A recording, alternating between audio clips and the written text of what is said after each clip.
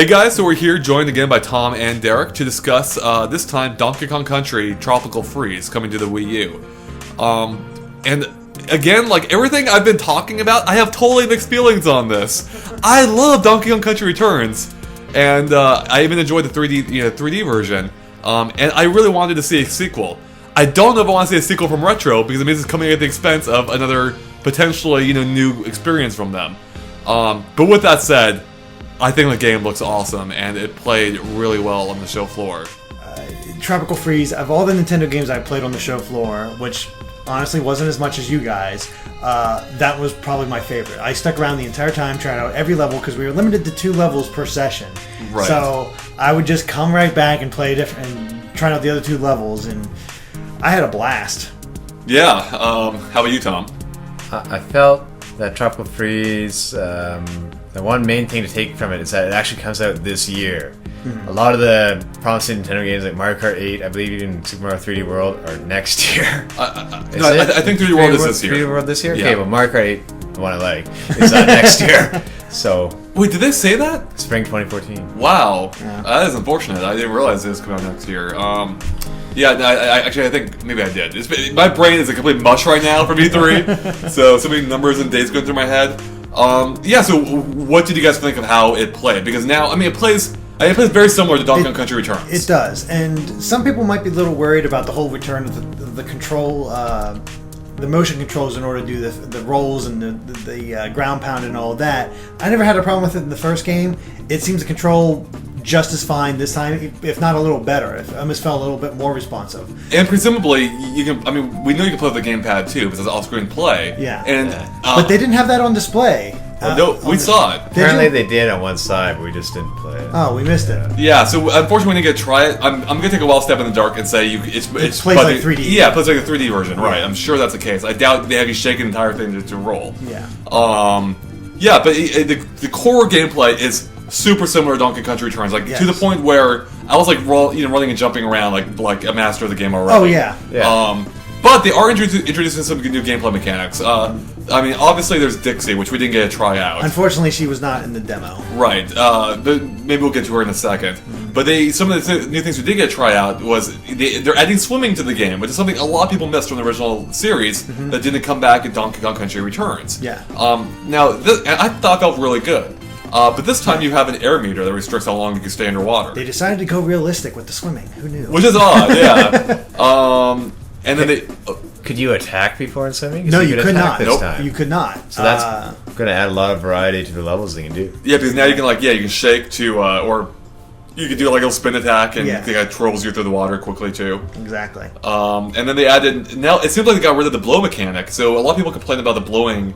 Oh yeah, I didn't even notice that was missing. I tried a few different things to make sure for sure it wasn't there. And yeah, you can't blow on flowers anymore, which kind of just slowed down the pace of the original game. Yeah. But now they kind of replaced it, if you want to call it that, with a pulling mechanic where you can now pull up things from the ground. Yeah, which I felt fine. It was great little. It was you almost had to pay more attention because you had to look for those little knots in the ground that that you could pull on. Yeah, and they would interface with things in the level, like cause sand to dump out because you pull it like a plug and sand goes through it and something appears. Exactly. Release pulleys, that sort of thing. Right. Yeah. Are there any other gameplay mechanics I missed? I think that about covers it for most of the new ones. Pretty much, as far as pure gameplay. Oh, I guess how did I forget? Then there's the camera angles. Yeah, I mean that's what I was going to get into. Right. It's like the gameplay is still the same, but the camera angles, the way they're using them to shift and turn, is really effective. Like the way you sort of travel around this one tree branch as you're going along you're the blasting, barrels, right? And then the final level, the one from World 2, which proved to be kind of challenging actually because you were doing the barrels from a 3D perspective where you're behind the barrels and you're trying to get the timing right, so you're looking prospectively down the line. Right. So it plays with the angle. Once again, I'm sure you wish. Man, I wish this was on 3D on the 3DS. Yeah, I mean that's something I said in the 3DS discussion, or for the Donkey Kong Country Returns 3D. Mm-hmm. I said if this game is on anything, if the sequel's on anything but 3DS, I'll be disappointed. And it's like so many of my opinions today. I am completely conflicted because the game looks awesome on Wii U. It's amazing looking. Like they have, the characters have fur now. Like they are completely hairy, which is actually kind of funny because Donkey Kong Country 2 did the exact same thing. Yeah. They did have fur in the original game. The Donkey Kong Country 2 they had fur. Yeah. And they're doing the exact same thing here.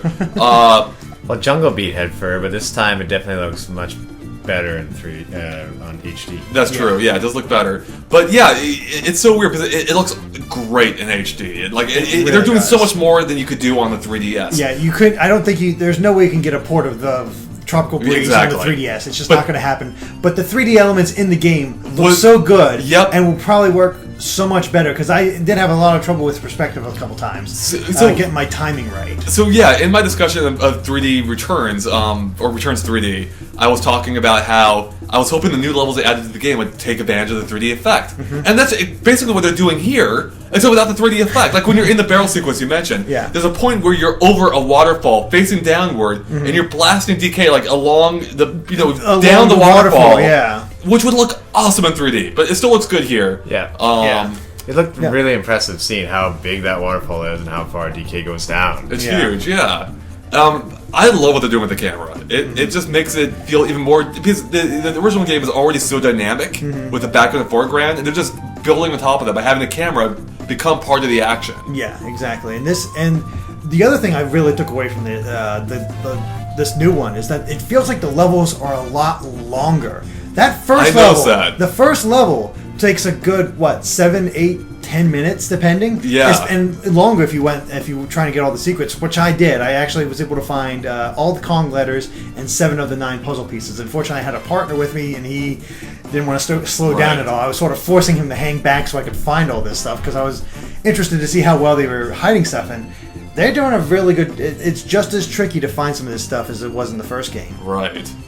Thanks to the camera angles, they can really show off the scale of some of the environments, and it definitely makes it seem bigger than Donkey Kong Country Returns, and it's sort of a good step in the evolution of the series. Hopefully they'll use that mechanic a lot through the game. Yeah. Yeah, the game has a pretty grand scope, it seems. And I think it's just as challenging as the first one. It's definitely challenging. Because you guys tried the boss level, of course, where you had this giant seal that would go down. And it was like, I'm like, when is this dude gonna die? Okay, so that's a good point. I actually found him to be easy. He was easy, but he long. was easy to take care of. But I had challenge mostly because of my partner once again. Yeah. But he took so long, and you had to really keep on your toes as far as what he was doing. So yeah, I guess I'm curious about what you guys thought of that. I actually found the boss battle to be a little bit tedious. Like I was just kind of bored by it. I felt like it took so many hits. I thought it was okay because it was the first time playing it. Right. Yeah. It's also the first world boss, but I don't remember beating any bosses in Donkey Kong Country Returns in one go. Like this one, I beat in one go, no problem. Right. Yeah, I think I would have did better if I was on my own. I did die to him just because I was working with a partner, and he apparently he never played Donkey Kong Country Returns before, right? Because he was just having all kinds of trouble, and I was trying to keep him alive, keep him getting hearts, because if you took out the smaller enemies, hearts would appear, and trying to help him out as much as I could while trying to take out the boss, and it was like got a little tricky for me at times. It felt a little tedious, like as it went on. I was like, when is this dude gonna die? But I kind of didn't mind it because it kept I like the little bit of extra challenge that was there. I don't know if I know you guys said you didn't feel much of a challenge to it, but not to that battle specifically. Yeah, but I think that bodes well for the later bosses. I think I just like mostly how he wasn't a tiki mask. That's true. So that's a great segue. Because we have a whole new group of enemies again. Yeah. Just like we did in Donkey Kong Country Returns. So, no Kremlings. This time we Which have... you were disappointed about, because I remember as we were watching the Nintendo Direct, it's like, they're not showing enemies, Maybe it's the Kremlings, and then it wasn't the Kremlings. Yep. So now it's like a Viking thing. Yeah. Yep. What do you guys think of it? I like them. I think they're a lot more interesting than the Tiki guys visually.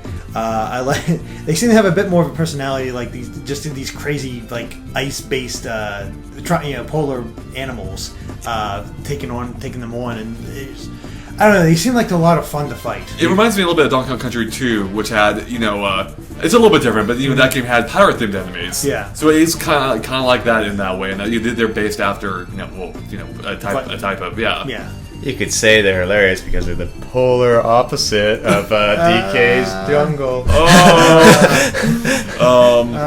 What do you guys think about? He will be punished for his crimes.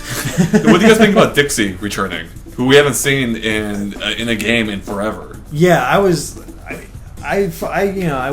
have an SNES growing up, but I remember enjoying Dixie a lot when I went over to a friend's place and playing her, and then I was really disappointed when I found out that she wasn't returning for Donkey Kong 64, right. And got her little sister, which is essentially performing the same way. I was like, what was the point of introducing the new character when you had Dixie there, who is, I don't know, there's sort of a connection there with gamers, and it's nice to see her back. Wish we could have played her though. I know. I'm surprised we weren't able to. Because I'm curious how she's going to work this time, because we've never had Donkey, Diddy, and Dixie. Are there going to be different? Well, not only that, there's a fourth character too. There is? Yep, that's what the rep told me, and they haven't shown it off yet. There's no way they're doing Kiddy Kong.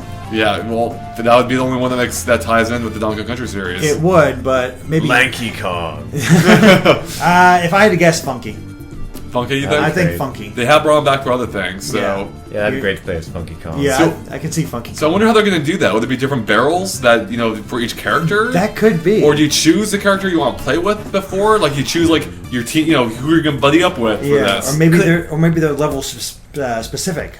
Maybe, yeah. To try to do the variation of the gameplay. I wonder if they'll even let you play Dixie and Diddy Kong at the same time. We don't know. Yeah. That's a good one. Yeah. Is it always going to be DK and someone else? You don't know. Yeah, I'm very curious. There's a lot of variation to this, and it's a little bit exciting to see them because that was always a little bit of a disappointment with the sequels to Donkey Kong Countries, that DK sort of left the spotlight after a while, and this one they're definitely keeping him in the spotlight, but still bringing in those characters. Let's just hope, for Andre's sake, the fourth playable character is K. Rool. Yes! That's what Oh my god, that'd be awesome. It'd be like Bowser being playable character in Mario Luigi We got series. Viking K. Rool this time. That'd be so good. If maybe. Yes. Speaking of returning characters, or the lack thereof, we saw no animal buddies in this. Donkey Kong Country Returns only had one, being Rambi. Do you guys hope to see more this time? Yeah, I mean, they always change up the levels quite a bit here in the games, and there's not all of them are winners, but there's definitely a lot of fun ones, and with the underwater ones, we're hoping for, of course, On Guard, which is probably everybody's second favorite animal buddy. Was always Rambi and On Guard. How dare you sully the name of the spider that I forget? Or that ostrich. Or the ostrich, yeah. Or the frog, or Frog is pretty awesome. Or the elephant, the stupid elephant. The elephant sucked. Forget the elephant. But he can suck coconuts toward him. That's true, we can. Well, do you guys have any final thoughts on Donkey Kong Country Returns? Tropical Jungle Freeze thing? Yeah, Donkey Kong Returns, as Tom likes to say. Looks really good. Really enjoyed. We didn't really get the chance to talk about the minecart level, which was... that's true. Yeah, do you have any thoughts on that real quick? It was probably the most dynamic. We use that a lot, but... It's a good word. It was the most visually interesting minecart level I think I've ever played. Right. Because you were basically trying to avoid plane crashes. I don't know if they were already crashed or planes were crashing as you were going through, but it was just... You had to watch out for rotating blades all the time, and it played with the timing a lot. There's a lot of stuff happening. Yeah, I just really enjoyed it. Yeah, I had a ton of fun too. On a submarine coming up at the end as part of the track. Yeah. That's pretty awesome. Alright guys, I think that wraps it up for our Donkey Kong Country Tropical Freeze discussion. Thanks for watching. And make sure to check out our other E3 2013 discussions where we talk about the other games we played. And you can find them by visiting GameXplain.com or following us on Facebook and Twitter as we link to everything we do, and it's a great way to keep up with everything we've done. So thanks for watching guys, and bye.